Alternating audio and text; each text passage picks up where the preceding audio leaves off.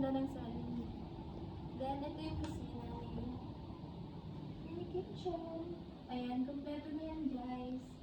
May exhaust fan na habang nagluluto kayo. May ref. And, ang ganda-ganda ko na lababo. Ayan. Ayan yung water dispenser. And, pagbukas mo. One. Sa natin. Ito, kompleto na rin siya. This one. And meron din dito. Dito na maabot. Kaya okay na yan. Huwag na natin ipakita. Ito rin, may ref na kayo dito. May ref na kayo dito. Ayan. Pwede nyo siya guys kung ano. Wala naman yan. Let's go. CR. Ito ang CR. Tara, pasok. Let's go. CR. Pasok.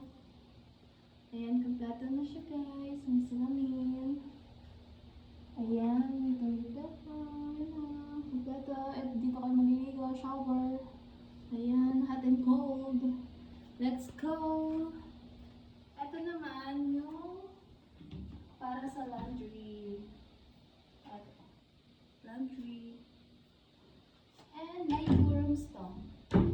Let's go. 2 rooms. Dito muna tayo sa master room. Pasok.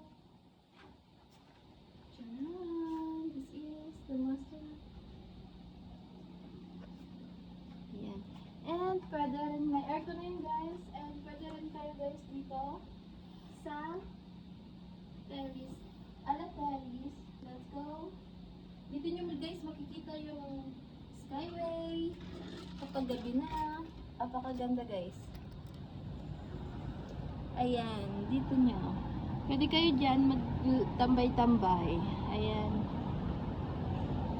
Pwede kayo dito. Lagay lang kayo ng upuan.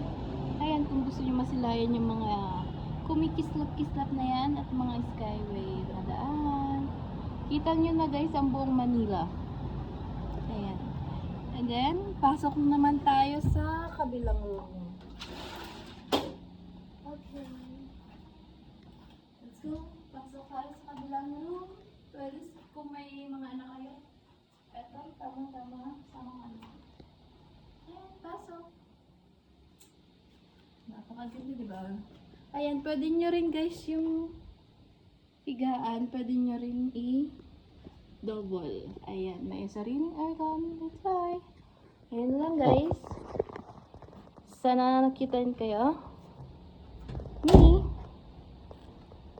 Let's go. Ayan. Apakaganda guys. Pwede nyo rin to guys gamitin TV na to. Wala nga lang ditong wifi. Di ba? Apakaganda.